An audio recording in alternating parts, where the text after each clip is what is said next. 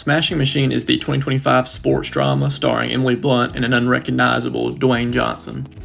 Written, edited, and directed by Benny Safdie. And this film does something that no other film, at least that I've ever seen, has ever done, and that is make Dwayne "The Rock" Johnson act like anyone other than an over-exaggerated version of himself. All jokes aside, he does give an amazing performance, raw, intense experience that I honestly did not think he had in him. Emily Blunt also gave an insanely exceptional performance, a very fierce rendition of the protagonist's wife. And while we're on the topic of great performances, Ryan Bader is a mixed martial artist, and he plays Mark Coleman in this film. He does an amazing job, especially since this is his first acting role. He's a mixed martial artist in real life. He has the longest win streak of any Bellator heavyweight champ, but he lost his title in 2024 to Renan Fierro after a 21-second knockout. But anyway, back to the film we were talking about. As much as this film is about a man climbing the ranks of a fighting tournament and perfecting his craft and dealing with himself and trying to better himself, it is more so a movie about a failing relationship. This side of the film, to me, felt very hopeless. Just from the very beginning, you can tell that they just have an inability to work together and be together. They're both very selfish in their own ways, but they guise that as they're making sacrifices for the other. But each one's quote-unquote sacrifices for the other partner is just, like I said, for their own selfish gain. It's very hard to watch, and it just gets worse as the film goes on, both just mentally deteriorating, whether it's from substance abuse or just mistrust in the other, and they just truly do not work together, and they have to face that fact. The interesting thing about this movie to me is we follow The Rock's character, Mark Kerr, and it almost at the end of the film seems like this isn't his story, like this isn't his movie, and especially how the tournament goes in the end, who the winner is, and how quickly it ends for Dwayne Johnson's character. It does truly seem like this was never his tournament to win. It was never his film. It was never about him. If nothing else, the film highlights the parallel of the MMA just starting out and the popularity of these fighters compared to then and now. It's just very distinct. I really enjoyed how the movie was shot. It was shot handheld, and it really gave it that documentary feel. The film also felt very deliberate with its score, something that you would expect from an A24 film. Didn't have many needle drops, but when they did, they very much fit the vibe. A lot of Bruce Springsteen, Faith Hill, but in the more sad moments, it was more of a synthesizer type original score, which kind of helped for the more grounded scenes. It just really kind of lets you fester in that just raw emotion. I think I enjoyed most everything about this film. It's a little bit of a slow start, which is not a bad thing, but when it picks up hard. And overall, just super impressed with Dwayne Johnson's performance. I did not know he had it in him like that. Just the very good acting. He's mentioned it in a few interviews that he wanted to really test himself as an actor and kind of get away from his blockbuster persona, which I think is awesome. Trying to truly appreciate and kind of try out the art form, different sides of the acting art form, which is good for him.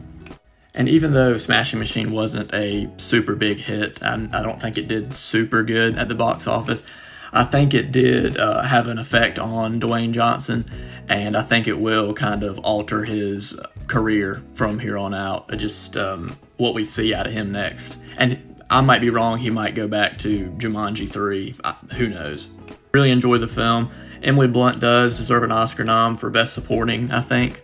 But other than that, I don't think The Rock is going to get Best Lead, or even a nomination or anything, but it could happen. I don't know. Whole thing, I think 8 out of 10. Bring Her Back is the 2025 horror film from Danny and Michael Filippo, also known for their work on 2022's Talk to Me. And even with only 2 films under their belt so far, they already have a pronounced style to their films, dark, gruesome, with realistic dialogue. and not in the same vein of realistic dialogue as Pulp Fiction, whereas that's more in your face and grandiose, even though Tarantino did sort of pave the way for that kind of dialogue in films. But this is more of like small, meaningful conversations, just little vignettes that sort of breathe life into the characters and the world, make it feel more real. This film has the ability to hook you very early on, starting with an intense cold open that makes the viewer put off and very uncomfortable, yet intrigued. And a lot of the horror of this film comes from the mystery of the protagonist situation. We don't fully know the antagonist's goal, and that just keeps us kind of on edge the whole movie, just what is driving her to do all these malicious things. The film has a blind protagonist, and it uses this motif perfectly, setting up distrust and uneasiness from the very beginning. When the first meeting of the antagonist, she's blasting music, she's lying to the blind girl about what's around her. It's just very evil off the bat. It's the little things. And the biggest glaring issue is there's a empty pool just waiting to be fell in. And it's those little motifs, the lying, the loud music to drown out her senses, and the death pit that just instantly kind of puts the viewer on edge.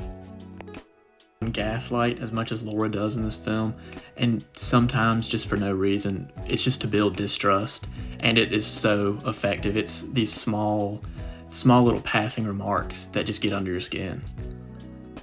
And as a viewer, you don't know why she's doing this, and that just further builds the fear.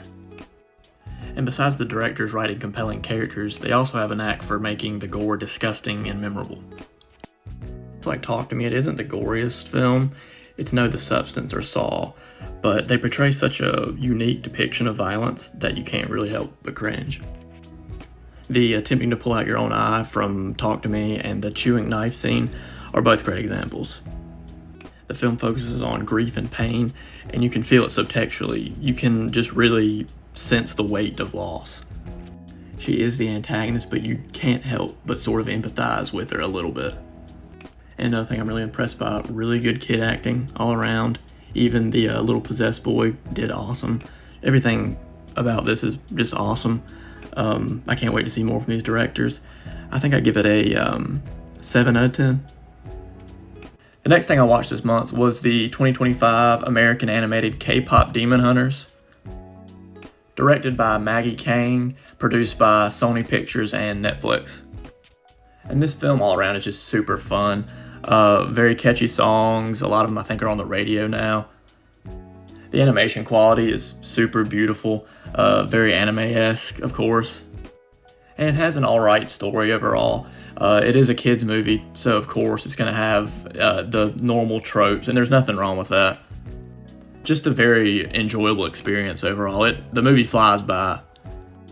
One very interesting thing about the voice cast is the singing voices and the speaking voices are two different actresses. So the main protagonist, for example, Rumi, her speaking voice is Arden Cho, and her singing voice is by a South Korean singer named EJ. And I think one thing that really pushes this film over the edge is the music. Very catchy, very heartfelt. There's one song called Golden, which I think probably deserves an Oscar nom for Best Original Song, because so help me God, if Lava Chicken wins, I'm going to do something terrible. They also have very unique antagonists, the Sanjo Boys, just a demon boy band. And I think the idea of demons harvesting souls through song is a really cool concept. And it's just a fun juxtaposition overall. It's just these flashy K-pop boys, or they're just South Korean Grim Reapers. It's really cool. Demon designs overall in this film are very distinctive. The director said they had a lot of inspiration from the mythology and demonology of South Korea. So it's cool that she worked that in a very interesting way. And side tangent, I do like how every animated film now has to have a quirky animal character that you can make like a stuffed animal out of. This one has one too. That's just a little side thing. It didn't bother me or anything. Something I noticed. And that's kind of all I have to say about this one. Predictable ending, that doesn't make it bad. It was super fun overall. The songs are going to be in my head for a while. Overall, I give it like a 6.5 out of 10.